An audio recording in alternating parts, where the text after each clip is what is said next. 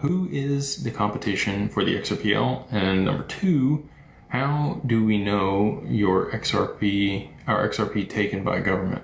How do we know our XRP taken by government? I'm assuming you mean won't be taken by the government. Well, I'll say this.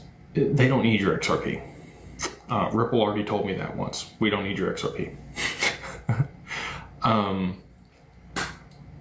Governments, institutions, and enterprises already have, and that's why there's 100 billion of them. Like, that's like part of the reason other people are like, oh, it'll never be a high price. Well, you're not going to be able to get everybody at the table if you don't have a pretty significant supply to be able to dole it out to all these people. They don't care if a few people get rich. I mean, David Schwartz has already said this.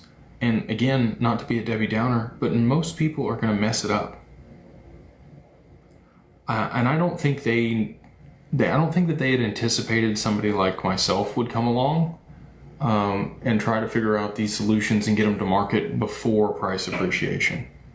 Because I can tell you, talking to the other investment banks and all these other counterparties, they don't care about XRP. There's some large financial institutions that aren't even going to have custody for XRP until July of this year. Much less products to be able to generate returns with it. So all that being said, I think they thought most people would just sell it off. They'd be able to buy it cheap that way. And there might be a few people, over the long term that got, enough XRP that they could hang on to some and benefit for multiple generations. And there's really not that many people anyway. Maybe 200,000 people globally, 250,000 people globally that have more than 10,000 XRP. It's not that many. Comparatively, right? Like, there's 8 billion people on the planet. To have 250,000, even if it's half a million people that hold more than 10,000 XRP, they don't care. In the grand scheme of things, that's more money that's going to be moving around the economy. People are going to be spending it. People are going to be doing stuff, going on trips, buying stuff. It only helps, right?